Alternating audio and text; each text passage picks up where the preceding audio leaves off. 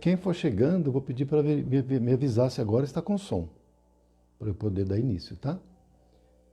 Aí, pessoal que está chegando, me avisa aí nos comentários se agora nós estamos com som, que eu acho que agora devia estar. Agora sim? Tá bom. Aparecida, Brandina, José Faria, obrigado, tá? Eu acho que eu sei o que é que aconteceu. Eu estava fazendo uma aula pelo Meet do curso de Educação Mediúnica e teve algum probleminha lá e então por isso que não estava saindo, mas agora tá beleza, né? Então tá bom. Vamos lá. Então, só reiterando então, que a gente vai desenvolver o tema paterno-maternidade e filiação, tá? E não o tema da escala, que era aquele a quem muito se dá. Então a gente vai fazer um tema diferente. Mas todos os temas acabam vindo ao encontro daquilo que a gente precisa mesmo, tá bom? Então, para a gente já não demorar mais, que já perdemos alguns minutinhos, e o nosso tempo é limitado, a gente vai fazer uma prece e dar início, tá? Vamos lá, vamos fechar os olhos e iniciar a prece. Pai nosso que estais no céu, santificado seja o vosso nome, venha a nós o vosso reino, seja feita a vossa vontade, assim na terra como no céu. O pão nosso de cada dia nos dai hoje, perdoai nossas ofensas, assim como perdoamos a quem nos tem ofendido, não nos deixando cair em tentações, mas livrando-nos de todo mal. Que assim seja, muita paz e muita luz. Então a gente vai começar. O tema, então, é materno-paternidade e filiação. A primeira coisa que eu sempre gosto de enfatizar, embora para nós que somos espíritas não precisaria, mas também nunca é demais, não é? Bom, então, eu sempre gosto de enfatizar que nós somos espíritos. Ponto. É a primeira coisa. Partindo dessa premissa, tudo simplifica, mesmo para quem ainda não é espírita nem compreende completamente tudo. Então, primeira coisa, nós somos espíritos. Via de consequência, somos herdeiros de nós mesmos. Somos criados por Deus. Deus é o criador de todos nós. Então, no momento em que nós nascemos na vida física, com o parto, não foi nossa mãe, nosso pai que nos deram a vida, porque nossa vida é dada por Deus. Não é? Isso, às vezes, gera muita confusão, mas para nós somos espíritas, não. Não é? Então, não somos nós que concebemos e que demos a vida, mas é Deus, o Criador de todas as coisas, e de nós também. Nós somos todos filhos de Deus. E nós, enquanto filhos de Deus, estamos em constante processo de evolução. E nós evoluímos tanto na dimensão física, através das experiências na matéria, no momento ainda vivendo essas experiências no mundo atual, que é um mundo categorizado como de expiações e provas. Mas também na outra dimensão, que nós chamamos de dimensão espiritual ou quarta dimensão. Porque, no nosso caso, ou nós estamos na quarta dimensão, ou dimensão espiritual, onde é o nosso habitat natural, ou nós estamos na dimensão física, que é essa que nós estamos agora, que é a terceira dimensão. E em cada uma das dimensões nós nos expressamos através dos corpos constituídos daquela matéria da dimensão própria. Então, o corpo que nós nos expressamos, tanto na dimensão espiritual quanto na dimensão física, é constituído de matéria daquela dimensão. No momento, estamos vivendo a experiência na terceira dimensão, na dimensão física. Então, o nosso corpo é constituído da matéria desta dimensão. E essa matéria é criada por Deus. O nosso corpo também é dessa matéria. O nosso corpo é de Deus. Tudo é de Deus. O corpo é de Deus, a matéria é feita por Deus, nós somos criados por Deus, então tudo é de Deus. Não é? Vocês vejam que nós nascemos da união de duas células, espermatozoide e óvulo, que é de Deus. E aí nós nascemos. Nós não temos nenhuma participação material na formação do corpo que vamos usar para nos expressar nesta dimensão. Mas os nossos genitores, nossos pais, eles têm uma participação que levam a cabo a realização da concepção. E essa concepção é realizada ordinariamente, como sempre foi, de forma natural, através da relação sexual. Mas, atualmente, com a evolução da ciência, nós temos outros modos, como, por exemplo, da fertilização in vitro, que é a maternidade assistida. Então, é retirado o óvulo espermatozoide do casal que pretende ter os filhos. Isso em laboratório é feita essa concepção. Não é? De toda maneira, o que acontece é que é no momento dessa união, de forma natural ou assistida, é que inicia a concepção e a ligação dos cordões energéticos do espírito ao corpo físico. Então, o espírito passa agora a estar ligado a esse novo corpo físico e inicia com uma célula que vai se multiplicando, 2, 4, 8 e vai. Não é? Então, esse espírito passa por um processo de miniaturização e esquecimento e vai passar, então, a iniciar a sua experiência na matéria densa, na terceira dimensão, onde nós estamos, uma experiência física. E aí vai nascer, e aí por diante. Então, nós temos, para isso, os pais, né? A paterno e maternidade. Então, são os pais que geram biologicamente os filhos. Entretanto, uma coisa é gerar o filho. A outra coisa é o exercício da paternidade e o exercício da maternidade, que não são a mesma coisa. Por exemplo, há situações em que a concepção se dá fortuitamente. Mas nem se conheciam, a pessoa se conheceu ali, num carnaval, qualquer coisa assim, numa balada, num pancadão qualquer. Ocorre a relação sexual e a concepção começa ali. Esse pai, nessa situação, normalmente não vai exercer a paternidade, até muito pelo contrário. Ele vai se imiscuir, ele vai fugir, ele não vai assumir. Normalmente, há exceções, mas o normal, nessas circunstâncias, é não assumir essa paternidade. Muitas vezes a mãe também não assume e lança a mão do aborto. Ou então, entrega em doação, o que é mais honesto, né? É mais correto fazer, já que não quer exercer a maternidade, pelo menos não faz o aborto. Entrega, não é? Para doação. Outro casal que está ansiando o exercício da materna paternidade vão ficar felicíssimos e vão fazê-lo com muito amor. É menos pior, vamos dizer assim, entregar para doação do que fazer o aborto. Fazer o aborto é a pior de todas as escolhas, só vai gerar consequências nefastas.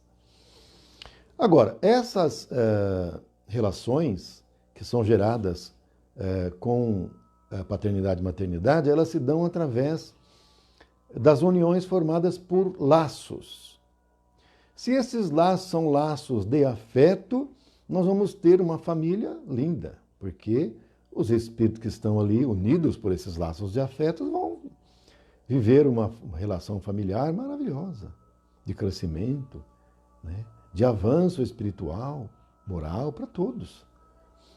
Entretanto, não podemos esquecer que como nós estamos em um mundo de expiações e provas, a maioria das relações entre as criaturas que vivem na terceira dimensão, aqui no mundo físico, se dá por outros tipos de laços que são laços de ódios, laços de vinganças, laços de maldades.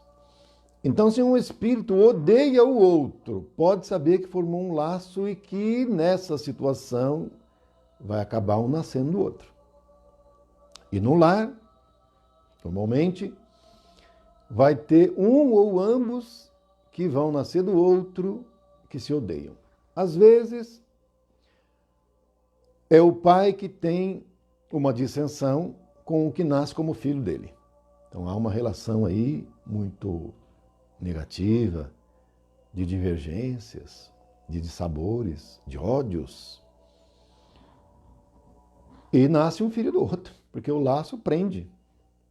E eles estão presos um ao outro, vão nascer filho um do outro. Entretanto, a mãe, ela não está envolvida nesses ódios. Até, às vezes, muito pelo contrário. Ela é quem vai ajudar a romper esses laços de ódio.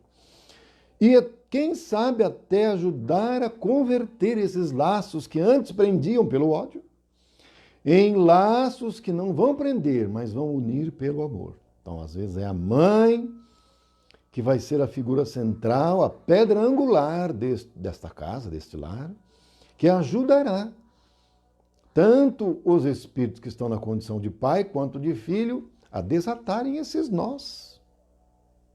Nós que trazem ódios, e às vezes há de muito tempo atrás.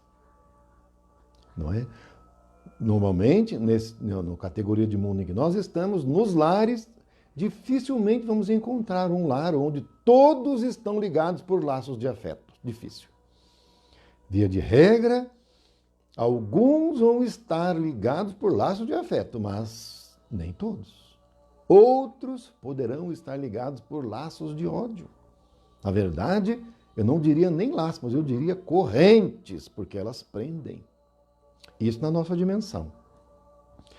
E qual é a responsabilidade dos pais e dos filhos? Porque os filhos não podemos esquecer, hein? Também têm responsabilidades. Não são só os pais que têm. Os pais têm as suas, mas os filhos também têm as deles. Não é? Então, agora, neste momento em que estamos vivendo por necessidade, permanecermos dentro dos lares por mais tempo, porque os pais, alguns estão tendo que trabalhar dentro de casa, né? Virtualmente, porque trabalham no escritório, o escritório não está abrindo. Então trabalha em casa, virtualmente, pelo computador. E o pai, a mesma coisa, às vezes ele não está trabalhando, ficou desempregado, foi mandado embora e ele fica em casa, não pode sair. Tem que ficar em casa. Os filhos, por sua vez, também, como as escolas estão fechadas, ou estão fazendo aulas virtuais ou não estão fazendo aula, mas estão dentro de casa, não podem sair também. Então fica todo mundo dentro de casa, porque antes, como era? Os pais iam trabalhar e os filhos iam para a escola. Chegava de tarde, todo mundo voltava e se unia, tomava banho, jantava e ia dormir. Mal se viam. Havia o exercício real e verdadeiro e pleno da materna paternidade? Não completo. Parcial, talvez.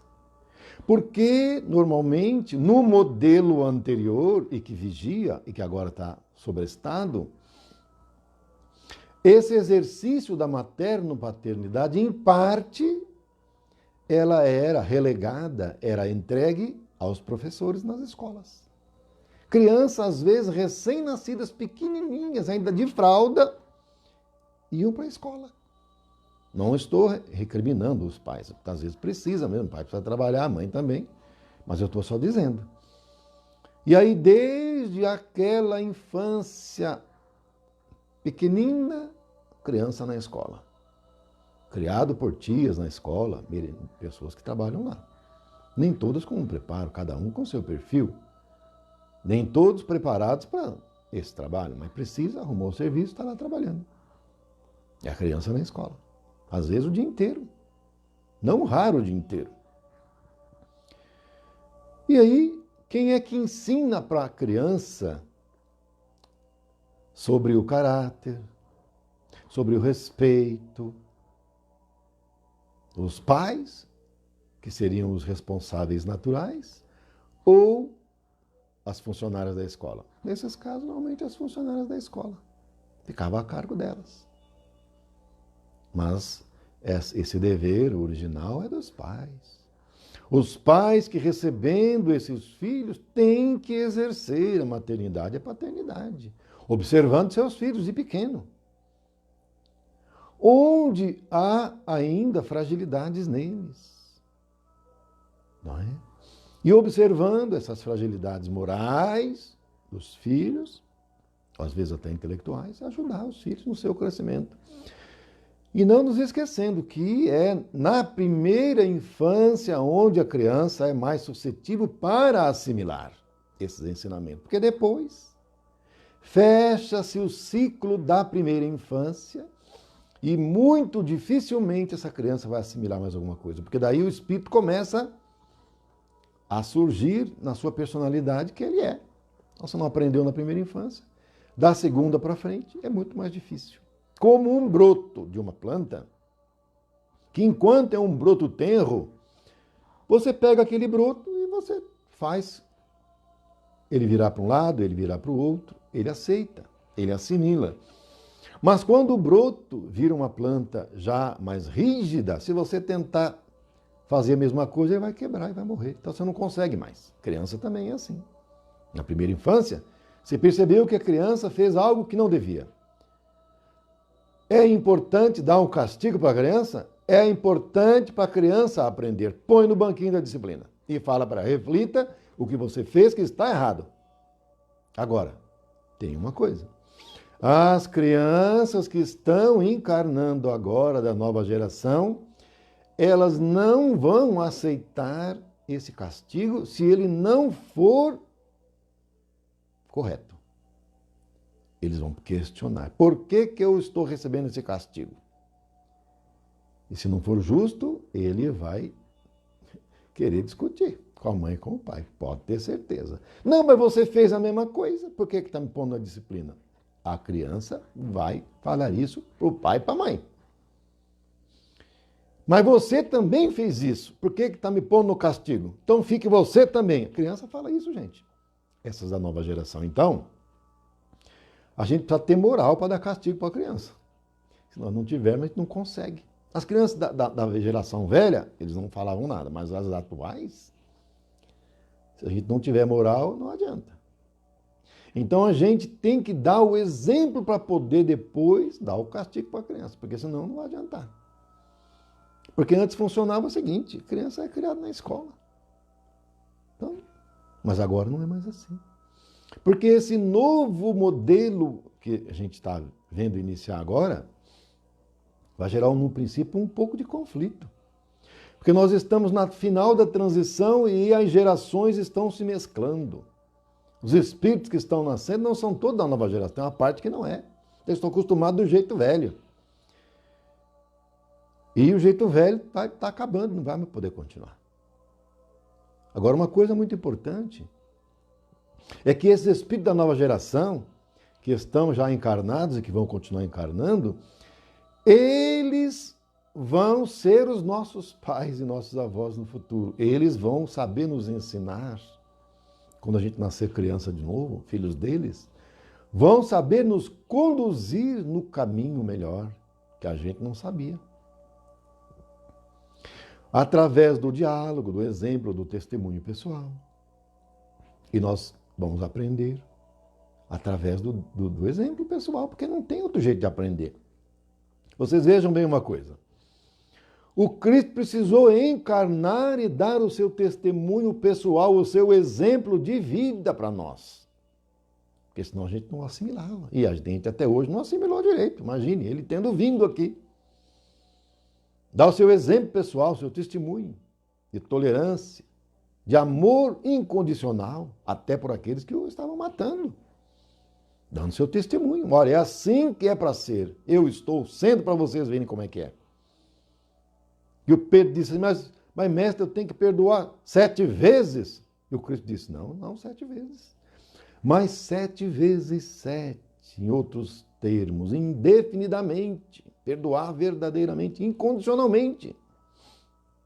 Então, nós vemos que dar à luz não quer dizer exercer a maternidade, porque hoje nós vemos, inclusive, muitas mães transferindo a responsabilidade do exercício da paternidade para as avós.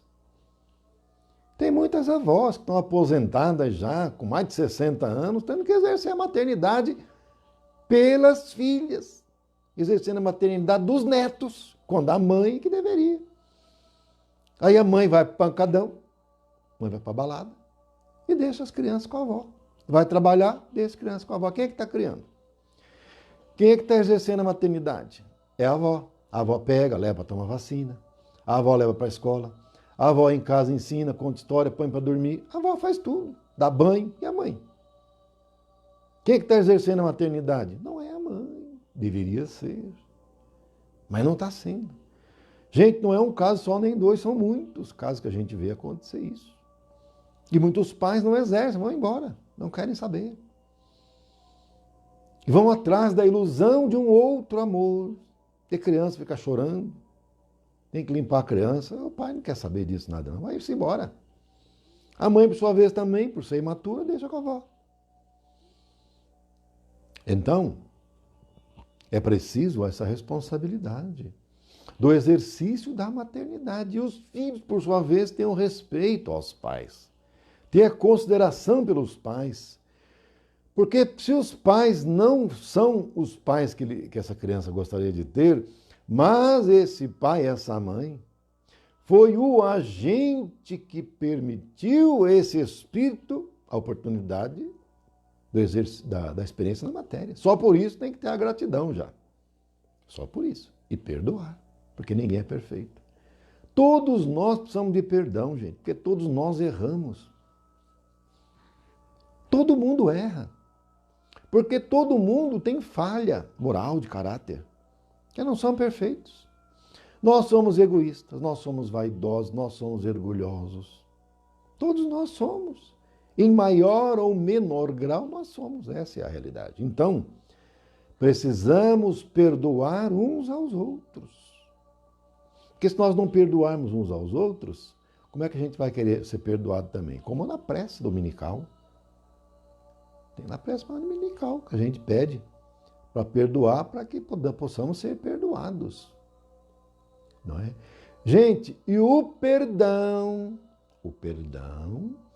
é o mecanismo que vai romper essas correntes que ligam esses espíritos que se odeiam. É através do perdão. E é através do amor que vai possibilitar a formação de laços de afeto. O perdão rompe as correntes que mantêm ligados pelo ódio os espíritos. E que aí um nasce do outro, por causa disso. Às vezes nascem em união entre irmãos, grudados. Tal é o laço, ou de afeto ou de desafeto. Normalmente desafeto. Mas é o amor que vai converter essas correntes em laços de amor.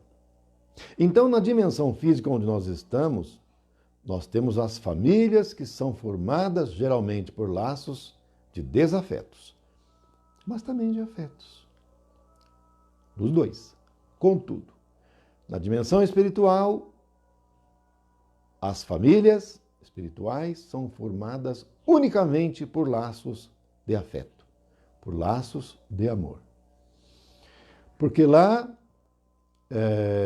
no mundo espiritual, existem falanges, gangues de espíritos que estão juntos, mas não por laços de afeto. Então não são família, são gangues que se juntam por atração, porque um gosta de um negócio, outro gosta de outro negócio parecido, eles se juntam para fazer juntos, mas não, na primeira hora que dá problema, um entrega o outro, um sai correndo, ninguém quer ajudar ninguém, que não tem laço de afeto ali. É como uma gangue de criminosos. Ali é considerada uma família? Claro que não. É um ajuntamento de pessoas que têm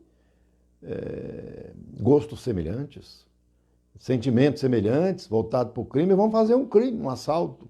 Aquele bando, meia dúzia, fazem um assalto. Mas se der errado, um entrega o outro para se ver livre do problema.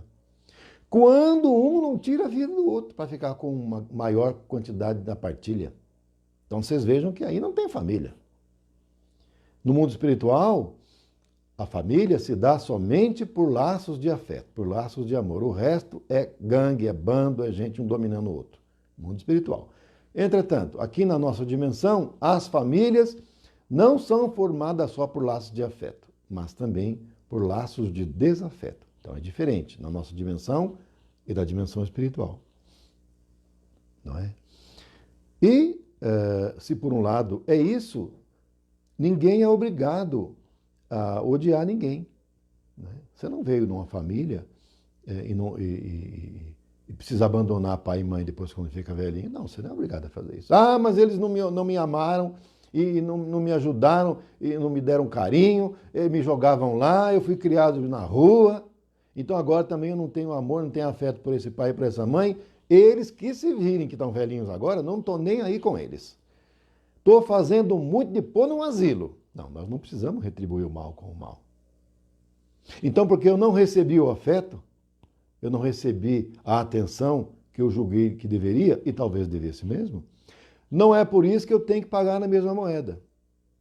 Eu posso transcender a isso e ser melhor do que isso, e devolver com afeto, com pelo menos uma consideração, um respeito, uma gratidão só por esses dois me terem trazido à dimensão espiritual. Se não fosse por eles, eu não estava aqui. Então, ainda que seja só por isso, faça o melhor que puder. Não retribua na mesma moeda. Então, essa é a parte do filho. Entretanto, como todos aqui no mundo, a grande maioria de nós somos espíritos ainda umbralinos, as nossas atitudes nem sempre são aquelas às quais viemos aqui para conquistar, que seriam atitudes superiores, de amor e de bondade, de gratidão e de perdão. Quando nós conseguimos aprender essas coisas, a gente dá saltos largos na nossa evolução espiritual. Porque a gente vem aqui, faz o errado e o que acontece de via de conta? A gente sofre.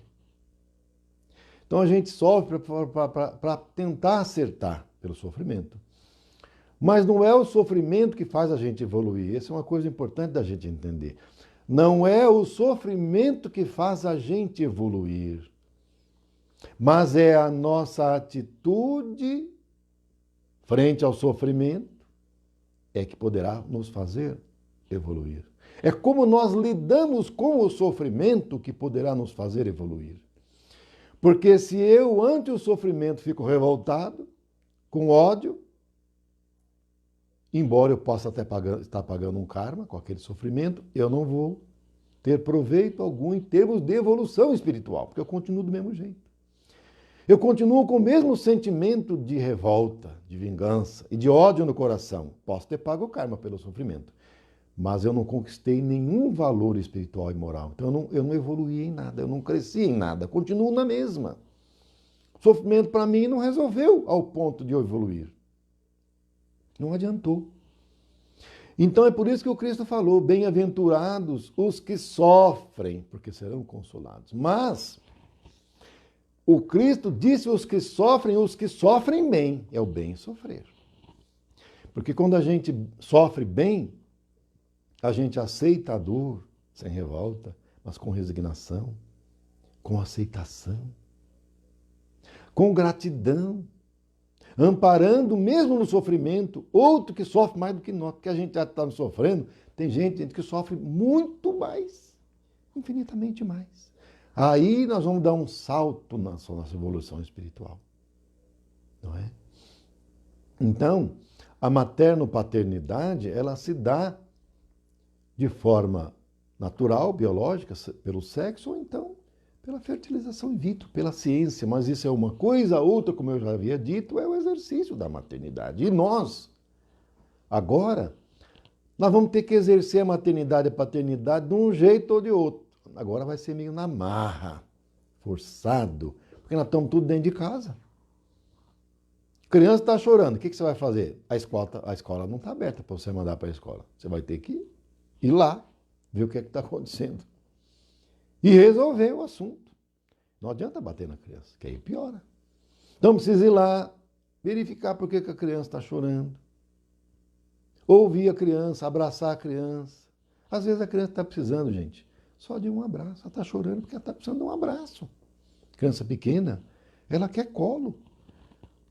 A mãe vai lá e abraça a criança, pega ela no colo, põe ela, senta no colo. E às vezes ela adormece ali naquele momento, que é o que ela estava querendo, por isso que ela chorava. Não é porque a criança às vezes é birrenta, não é. E aí nisso a mãe vai aprender a exercer a maternidade. Então você vê que esses dias, esse já estava ano, né? Esse ano já que passou, e até está passando de um ano, está sendo bom nessa parte. Para a gente começar a entender como é o nosso modo de viver ou como será o nosso modo de viver no mundo de regeneração. Nós estamos começando a dar os primeiros passos, agora meio na força. Mas depois vai ser natural. Então está sendo meio forçado pela doença para a gente ir aprendendo. Como que a gente vai ter que fazer no mundo de regeneração? E daqui para frente a gente vai ter que fazer assim. Aprender a exercer a maternidade, a mãe e o pai, a paternidade com os filhos. E os filhos também ser mais solidários dentro de casa. Tá vendo a mãe assoberbada, vai lá, mãe, deixa eu ajudar, eu seco essa louça, mãe, deixa que eu faço isso. Mãe, a senhora está aí fazendo a comida, deixa que eu vou varrer o chão. Eu vou ajudar a pegar a roupa que está no varal, que já secou, eu já vi. Pode deixar, eu vou lá regar o jardim, mãe, deixa comigo. Então o filho também passar a ser mais colaborativo dentro do lar. Essa é a parte do filho. E do marido? Também. Porque não é a mulher burro de carga de ninguém, não. Que antigamente a mulher ela tinha que fazer tudo.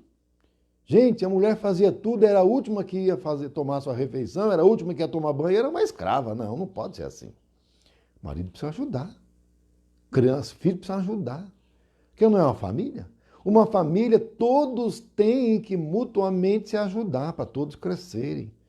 Para que através da ajuda mútua surja o respeito, a consideração e a afeição. E vai então tornando e criando os laços de afeto e de afeição. E aí esse agrupamento, que antes não era uma família, era um agrupamento, vai se transformando numa família. E mesmo depois que desencarnar, eles são família. Passam a ser família espiritual. Porque quando essas criaturas formam uma família carnal, mas não espiritual, depois que desencarna, gente, eles não se juntam, não. Cada um vai para um lado. Às vezes a mãe é mais evoluída, vai para o nível acima. O marido é menos, vai lá para baixo. Eles não tem como ficar juntos. Os filhos, os pais também é a mesma coisa. Agora, se todos estiverem num nível semelhante, se respeitar, tivesse um padrão de afeto, de respeito e de amor, eles desencarnam, eles poderão ficar todos juntos, não é? Às vezes estão lá numa colônia espiritual, estão todos juntos. Às vezes podem estar tendo a mesma casa, do mesmo lar. Então eles podem ficar num lar lá, todos juntos, lá e aqui, desde que haja os laços de afeto. E aí então essa família, pelo respeito, pelos laços de afeto, pelo amor, pelo exercício da paternidade, da maternidade, continuam juntos, numa dimensão e na outra. E não podemos esquecer, hein? Como não somos nós que damos a vida, mas é Deus, hoje nós podemos estar na condição de pai, amanhã podemos estar na condição de filho. Hoje podemos estar na condição de mãe, amanhã podemos estar na condição de filha. Ou até a filha de pai, olha só. Como é que nós vamos nos sair? E nós temos que aprender tudo, a ser bons filhos, bons pais, boas mães. E quando a gente normalmente vê um bom filho, normalmente aquele que é um bom filho vai ser um bom marido e vai ser um bom pai. Porque quando a pessoa é boa, em qualquer circunstância, em qualquer etapa, em qualquer momento, ele sempre vai se inclinar para o bem. São esses os trabalhadores da última hora. São esses que são tendentes ao bem, os candidatos a renascerem no mundo de regeneração. Que possamos ser esses eleitos do Senhor. Minha gente, a gente está encerrando por aqui. Desculpem aí o probleminha que teve. Semana que vem eu vou cuidar para não acontecer isso mais, tá? E não vai, eu já estou sabendo o que é, então não vai mais acontecer de a gente começar sem o som. Mas ainda bem que não tinha nem começado a palestra, né? Então não teve muita perda. A gente então agradece imensamente a todos pela paciência de estarmos todos juntos aqui e vamos fazer uma prece para finalizar, tá bom? Vamos fechar os olhos. Ave Maria, cheia de graça, o Senhor é convosco. Bendita sois vós entre as mulheres, bendito é o fruto do vosso ventre, Jesus. Santa Maria, Mãe de Jesus, rogai por nós, os seus filhos, agora e na hora do nosso desencarne, que assim seja, graças a Deus. Muita paz e muita luz. Um beijo no coração de todos, uma boa noite, um bom final de semana. Amanhã estarei na Casa Espírita, quem passar por lá, a gente vai se ver. E amanhã vamos prestigiar a palestra da nossa Arielle, que estará às 18 horas com a sua live. Fiquem com Deus. Muito obrigado.